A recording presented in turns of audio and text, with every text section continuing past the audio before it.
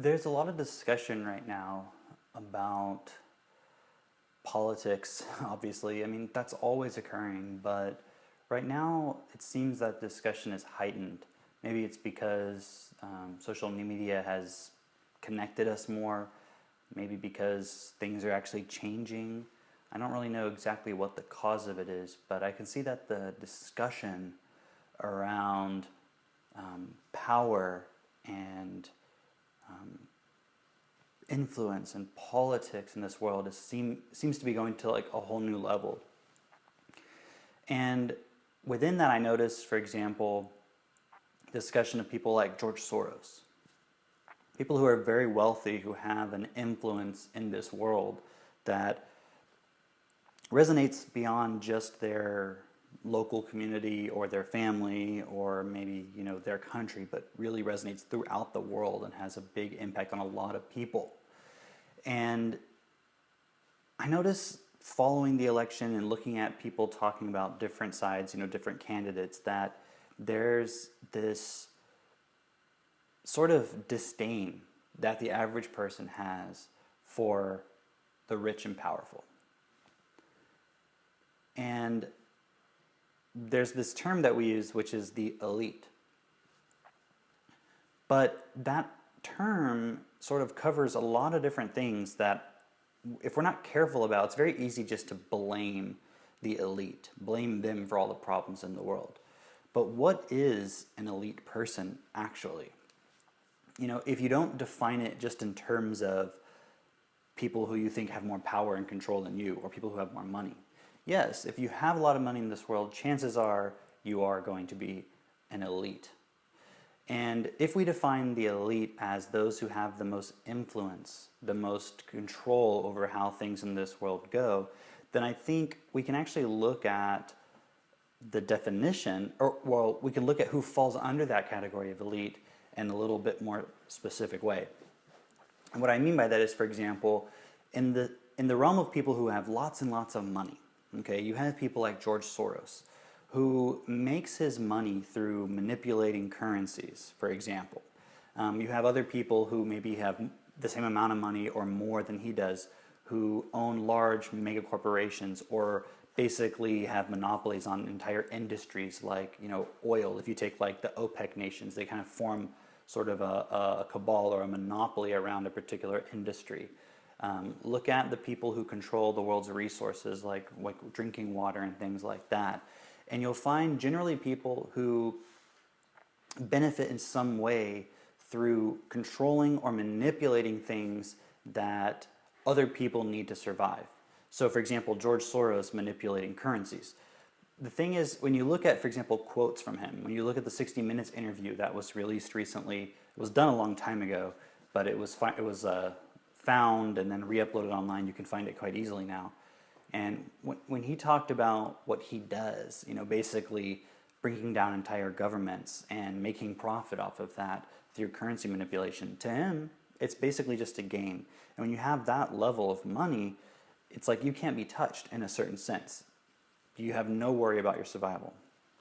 But now contrast that with the average person who, even if you're middle class or relatively upper middle class, you still have to worry about survival. Meaning, if you don't go to work, if you don't every day focus on making money, you, in a very short period of time, will not be able to survive anymore, or things are going to get very severe and dire for you and your family. Whereas someone like George Soros really doesn't have to do anything any day that he doesn't want to do, and he's still going to have plenty of money. So a lot of people that have residual income, for example, a lot of really wealthy people, and this is why people start businesses. They start businesses because they have a passion perhaps for producing something, but they also inevitably end up enjoying the benefit of that, which is not having to work anymore. So you look at someone like Steve Jobs or like Bill Gates or Warren Buffett, they don't have to work. And yet they have tons and tons of money, and then they can do more creative things. And when I say creative things, I mean things that have a bigger and bigger impact in the world. So when you take the average person and you consider how they don't really have that relatively unlimited supply of money to where they still have to focus on survival, you can see that they have less influence. Why? Because they're spending most of their time surviving or getting money or getting the things that they need to survive. So if you compare and contrast those two, you can see a very big difference between the elite that we normally think of versus, let's say, the average person. But then take someone who's average, let's say middle class in America, who has a steady job, who makes enough money that they don't have, like if they miss one day of work, let's say, or even 1 week of work, they're not going to suddenly starve. Versus somebody, who lives in a third world country where if they don't go to work that day, they may not have enough money to even eat. So you can see there's even a difference there between the third world sort of survival state versus the middle class. And even between there's obviously, gradations between as well. So there's a spectrum. It's not like you're in one particular class or the other. There's definitely a spectrum. But you can sort of generalize it as either if I don't focus on my survival 100% of the time, which sadly is basically like an animal in the wilderness. If they don't focus 100% of their effort on surviving, whether it's resting or looking for food, whatever that particular cycle they're in during the day, they may not make it to the next day. Versus people in society who have enough money to sort of get by on a day-to-day basis, but ultimately cannot do whatever they want with their life. They don't have the freedom to just go wherever they want, do what they want, say what they want, for example. And then you have people on the other end, like George Soros, for example, or even someone like Donald Trump, who doesn't have to work. They have accumulated enough wealth that basically they have as close to complete freedom as you can in our current structure of our world. Now, when we look at the very upper levels of the elite, so the people who have lots of money, let's say, the people with this freedom, financial freedom, you have two different sides. And you have those who you could call the parasitical elite, and those are the ones who manipulate the things that others need to survive, that they need to survive too, but that they have ready access to through their ability to accumulate money and wealth. So the ones who manipulate the survival needs of others, whether that's through resources like water or energy like oil and so forth, or through things like education. And some of that is indirect. So for example, they may not directly make money from education, but they might influence education in such a way through curriculum and policy and so forth that the people, the masses of humanity who are educated by the education system are educated in such a way that they never are able to develop any real level of skill or ability in, let's say, making money, so that they could ever present any sort of competition to those in the upper echelons of the elite of this world. So you have those folks, and generally they make their money off of things like forex, currency manipulation, investments, and so forth. They don't necessarily create something itself of value. But then you also have those in the upper levels of the elite who do create things of value. I would place Donald Trump in that category. Now, not everyone, most people in the world anyways, could actually stay at one of his hotels, let's say, without it costing them a large percentage of their income, let's say. So I'm not saying he creates something of value for everyone per se, but what I'm saying is he builds things that other people enjoy. He's not simply there to manipulate the resources that we all need to survive in order to make money. So for example, if I can control the water that you drink, then you're kind of my slave, because if I don't give you access to it, or if you don't do what I say and I don't give you access to it, then you die. So even at a subconscious level, there's an ability to manipulate that's different than if you're just producing things of value. So if Donald Trump doesn't build nice luxury hotels and golf courses, it doesn't really affect me per se. So it's not manipulating me in the sense of I am going to now live my life a certain way because he's either building golf courses or not. Whereas if George Soros, let's say, is manipulating currencies, and that's having an effect on the economy, and if I say as a president or as some sort of person in a position of power don't do as I'm told, then the stock market might crash or what have you. See, that has a manipulative effect from that perspective. So you have those two levels of the elite, which is those who build value for society and those who basically live off the value production of others. So you have the value creators and you have the ones who live off the value production of others. And that sort of dichotomy, from what I can see, is kind of what's playing out right now in the American political sphere with Donald Trump versus what many would be, would consider the globalists, or the global elite, basically, who would rather create a world of centralized control versus create a world where people are lifted up and able to be creative and produce things of value and so forth. And my personal perspective is that Donald Trump is on the side of value creation. But you may not agree, and you may have your own reasons for that. But based on everything that I've seen, I think he really is a person who genuinely wants to make the world better. I don't see someone like in the George Soros category.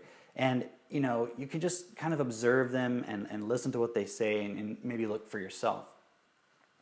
But the other point that I would ask you to consider, though, is that, okay, maybe you or I, let's say, don't have billions and billions of dollars, and we don't have the same kind of influence that someone like Donald Trump or George Soros would have. So what can we do? It's, you might have this feeling of hopelessness or despondency that, nothing you do will actually have any difference in this world. But look at the other side of the equation. You have, let's say, a George Soros type person who is manipulating currencies or manipulating resources. But who are they manipulating? They're manipulating the people who benefit from those resources. And really, really, really, if you really look at it, the only way that our economy works is through the participation of everybody. So when you look at, for example, how the middle class as a mass of humanity participates and interacts in this world, it's generally from the perspective of, I'm not in control. So there's somebody else in control, whether it's the government or whether it's, your religious authorities or whatever it is. There's this idea that someone else is in control. Now, you could say, but that's a fact. I mean, you have these people like we talk about, like George Soros, who manipulate currencies and so forth. So they are in control. But it's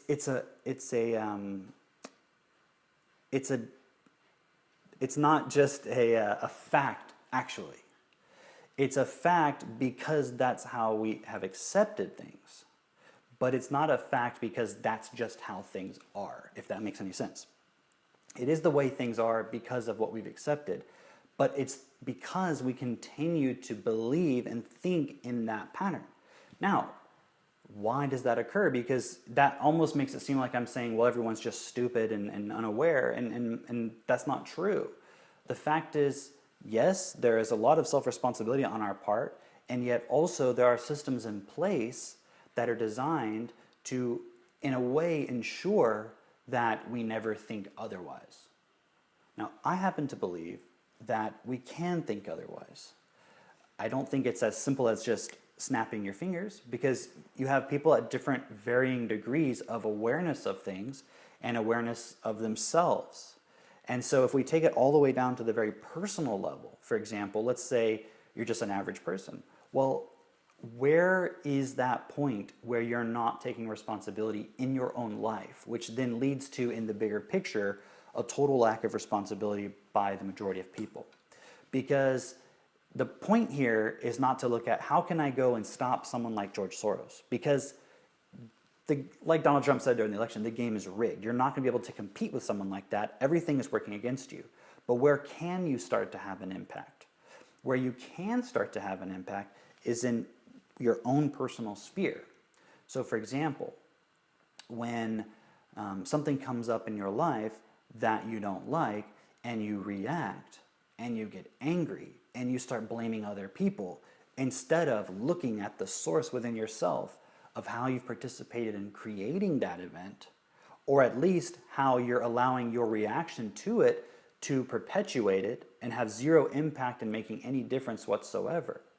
Now that may seem like, well, even if I start taking responsibility for myself, what I think about, would anyone else do it? Perhaps not. But we live in a social world. We aren't completely disconnected from each other. And in fact, the further we move in time, the more connected we become. So it's pretty obvious to me, if each one of us, even a few, were to start taking more responsibility in our lives, that would start to have a ripple effect because other people would see that. So what do I mean by taking more responsibility? I mean, for example, let's just take a very simple, concrete example. Let's say you see something on the news, and later on, for example, you see on the news it says Donald Trump is a racist and he hates Mexicans. And then next time you're talking to somebody and they say, hey, I think that Donald Trump's got some really good policies. And you immediately go, no, Donald Trump's a racist and he hates Mexicans. How can you support something like that? And you just can't fathom why that person would think that. Now, this is just an example, okay, because it's so much in people's awareness right now. That's why I'm using Donald Trump. But if you take that thought and you actually were to trace it back and look, okay, why do I think that? First of all, why do I think Donald Trump is a racist? Okay, because I heard that he said such and such. Okay, did he actually say that? Okay, let me go and investigate. On the news, did they actually play the clip where he said it?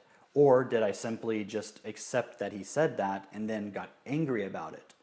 And actually, the point here is you could do this with any thought, with any feeling, any emotion that you have. For example, if someone looks at you in traffic and you're like, hey, what the hell is that guy looking at me for? What an idiot, I'm going to go over there and give him a piece of my mind. Slow down. Where did that thought come from? Maybe they were just looking around. Maybe it wasn't even directed at you. Maybe they were just having a bad day. Now, why is it that you took offense to it? Oh, because when I was a child, this guy disrespected me, and my dad said you should never let someone disrespect you. The point is, you want to take things back and see, where am I actually participating in blaming others instead of looking at where I'm responsible?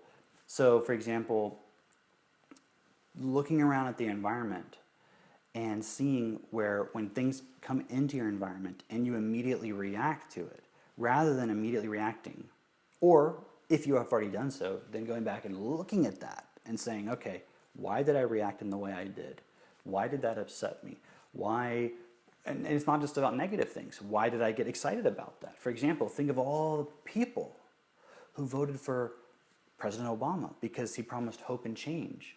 And he was supposed to unite the country and basically end racism is what I think most people thought was going to happen. And it seems to be the total opposite of that has happened and occurred under his presidency. So how are we manipulated by these words? So this is just a very short introduction to this point. But what I want people to take away from this video is the point of when we blame the elite for the problems in this world, and we don't take that responsibility back to ourselves. Not to say we're responsible for every single problem individually, but that we are contributing through that projection, through that placing of responsibility onto someone else. When we participate in that, we're actually giving away our power to make any difference whatsoever. And what I would suggest to consider is that those people who are in positions of power, who we would consider the elite, are people who don't project any blame really whatsoever outside of themselves. Now, they may say that publicly, they may blame publicly, but they don't actually project that blame. They don't actually feel that other people are responsible. They actually feel that they are 100% responsible and that they are very powerful and that they are creative people and that they can create what they want in their life. And I think, if anything, if we were to take that lesson and internalize it, and these are things we can discuss more and more as we do more videos, then the world as a whole wouldn't require leaders.